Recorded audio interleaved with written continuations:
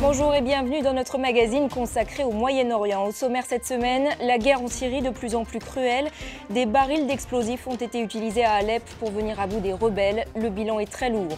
Également dans ce magazine, une épaisse couche de neige qui recouvre le Moyen-Orient. Elle a pris de court les populations et rend les conditions très difficiles pour les réfugiés syriens. Et on partira en Turquie rencontrer un imam musicien et fan de rock, un personnage qui n'est pas vraiment du goût des autorités. On commence donc par la Syrie où la guerre fait toujours plus de victimes et où les méthodes de guerre utilisées sont toujours plus cruelles. Des barils d'explosifs ont été lancés dimanche contre des bastions rebelles d'Alep.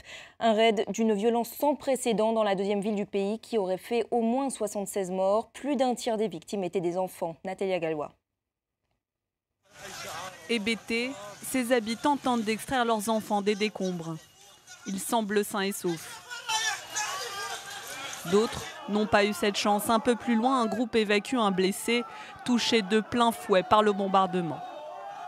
Quelques instants plus tôt, des hélicoptères de l'armée syrienne ont lâché des barils d'explosifs sur plusieurs quartiers d'Alep, tenus par les rebelles. C'est l'un des raids aériens les plus violents depuis l'entrée en action de l'aviation militaire syrienne il y a 18 mois. Mais ce n'est pas la première fois que les forces régulières utilisent cette technique. Moins coûteux que des missiles, ces pains d'explosifs chargés dans des cylindres métalliques ou des barils sont aussi moins précis et bien plus destructeurs. Impossible à vérifier, les images postées par l'opposition sur les réseaux sociaux sont pourtant éloquentes.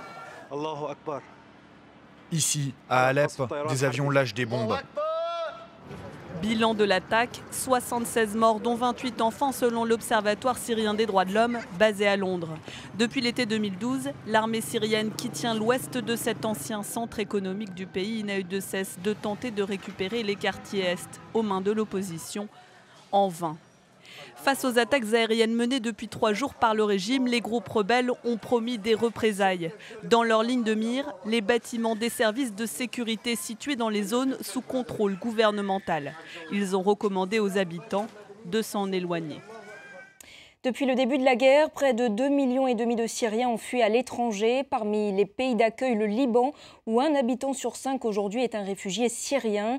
Dur à assumer pour ce petit pays qui accueille déjà des centaines de milliers de Palestiniens et qui craint que la présence de ces réfugiés syriens n'exacerbe les tensions communautaires. Reportage de Lucie Filder et Selim El Medeb. La neige recouvre désormais ce camp de fortune de la vallée de la Bekaa. 3 familles syriennes, dont 15 enfants, vivent dans cette tente. Dehors, les températures sont négatives, mais ici, personne n'a d'habits chauds. Comme vous pouvez le voir, les enfants sont encore endormis à cause du froid. Je ne veux pas les réveiller. Le soir, on se blottit tous autour du poêle sans avoir rien mangé. On n'a plus de bois à brûler, alors on utilise du plastique. Et parfois, on achète un petit sac de bois qui nous coûte 3 ou 4 $.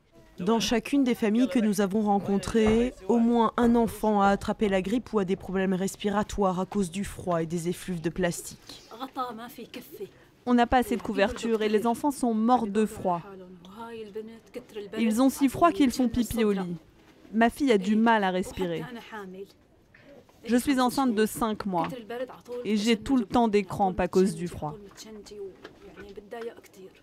Ces camps, souvent minuscules, parsèment la campagne libanaise. Mais le Liban n'a pas autorisé de vastes camps officiels comme en Jordanie ou en Turquie, craignant de voir la situation se pérenniser et bouleverser le fragile équilibre confessionnel du pays. Najwa Rizkallah, une nutritionniste de l'UNICEF, visite un nouveau camp presque chaque jour. Ils sont dispersés dans tout le pays et de nouvelles familles arrivent dans les camps tous les jours. Ça complique le travail des agences de l'ONU. On doit les trouver et leur donner ce qu'on peut en fonction des moyens financiers dont nous disposons. Avec l'hiver, la boue aussi s'installe. Il n'y a ni eau courante ni système d'égout, ce qui affecte encore un peu plus la santé des enfants. Cette équipe recherche des cas de malnutrition infantile, un problème que le Liban n'avait pas eu à affronter depuis des décennies. Il trouve environ 7 cas par jour. La malnutrition infantile peut avoir plusieurs causes. Si l'enfant est malade, s'il n'est pas allaité par la mère, ce qui est souvent le cas. Et puis bien sûr, s'il ne reçoit pas assez de nourriture adaptée. Bilal, 3 ans, survit principalement grâce à de l'huile et du pain qui viennent parfois à manquer. Nous dépendons tous des rations alimentaires et nous ne recevons qu'un carton par mois. Certains jours, nous n'avons même pas de pain. Le Liban compte désormais près de 1500 camps de ce genre, un chiffre qui pourrait grossir si la guerre civile syrienne ne montre aucun signe d'apaisement. On l'a vu, l'hiver rend les conditions de vie encore plus difficiles pour les réfugiés syriens. Il faut dire que le Moyen-Orient est touché en ce moment par une vague de froid inédite depuis une soixantaine d'années. Israël, la bande de Gaza ou encore la Jordanie ont été recouverts d'un épais manteau neigeux, en cause la tempête Alexa qui a pris de court les populations. Natalia Gallois. Incrédules, 7 habitants d'Hébron tentent d'évaluer l'épaisseur de la couche de neige qui encombre les rues de sa ville. De mémoire de Palestiniens, on n'avait jamais vu un tel spectacle.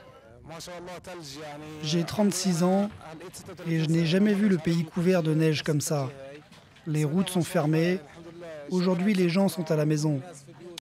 À quelques kilomètres de là, à Jérusalem, une cape blanche recouvre le dôme de la mosquée Al-Aqsa. Et le scénario est le même, transport et routes bloquées, électricité coupée dans 13 000 foyers. Le temps d'un week-end, la vie semble s'être arrêtée dans la ville sainte. Ce matin, j'ai voulu aller travailler, mais je n'ai pas pu. Vous voyez toute cette neige dans les rues ? Impossible de bouger ma voiture. Dans la bande de Gaza, touchée, elle, par des pluies torrentielles, tous les moyens sont bons pour se déplacer dans les rues inondées. Selon l'ONU, les intempéries ont forcé quelques 10 000 personnes à trouver refuge hors de chez elles. La tempête Alexia n'a pas non plus épargné la Syrie. Un coup dur de plus pour les habitants.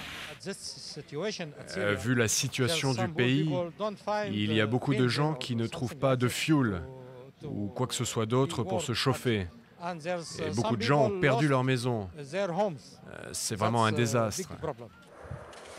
En Égypte, en Iran ou encore ici en Turquie, la même chape neigeuse recouvre le paysage. Une situation exceptionnelle qui réserve parfois quelques surprises, comme ici en Jordanie. Dans cette rue d'Amman, le roi Abdallah II lui-même est descendu de son véhicule pour aider cet automobiliste bloqué. On part maintenant en Turquie à la rencontre d'un imam pas comme les autres. Il prône des valeurs de paix et de tolérance non seulement dans ses prêches, mais aussi à travers sa musique. Ahmet Tuzer est fan de rock et de Freddie Mercury. Il s'apprête même à sortir son premier album, une originalité qui n'est pas très bien vue par le pouvoir islamo-conservateur. Reportage de Fatma Kizilboga et Kadia Demir. 5 fois par jour, l'imam Ahmet Tuzer fait l'appel à la prière dans la mosquée de Pınarbaşı, un village méditerranéen du sud de la Turquie. Les fidèles ne sont pas toujours au rendez-vous, mais il espère un jour rassembler des foules, à l'exemple de son chanteur préféré. J'aime vraiment Freddie Mercury depuis mes années collège et lycée. En particulier son style et sa musique.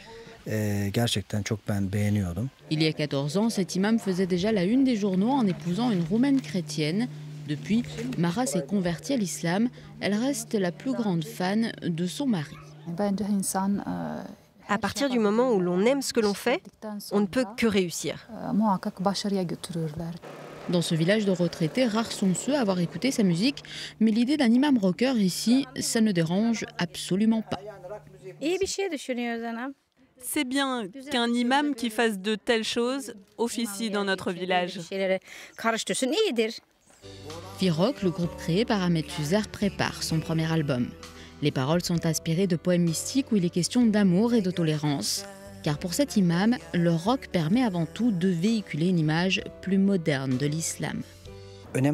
L'important n'est-il pas de pénétrer dans le cœur des gens ? Pour arriver à cela, il faut faire des choses qui plaisent aux gens. Mais en Turquie, les imams sont des fonctionnaires tenus à un devoir de réserve. La direction des affaires religieuses a ouvert une enquête. Elle devra se prononcer sur la compatibilité des deux passions d'Ahmet Tuzer, qui refuse de mettre un terme à sa carrière musicale. Je me sens chargé d'une mission, d'une tâche sacrée, pour que la religion et le message d'amour qu'elle contient soient mieux compris. À 42 ans, cet imam turc rêve désormais d'une carrière internationale et d'un duo avec Madonna, afin, dit-il, de promouvoir la paix dans le monde. Et on finit avec une affiche qui fait polémique en Égypte. Il s'agit d'un poster utilisé par le président par intérim Adli Mansour pour faire la promotion de sa nouvelle constitution. Un texte pour tous les Égyptiens, c'est son slogan. Mais 3 des 5 visages utilisés sur l'affiche sont en fait des portraits d'étrangers tirés d'une banque d'images américaine ou de publicité. La bourde a fait le tour du web. Voilà, c'est la fin de ce magazine. Merci d'être fidèle à France 24.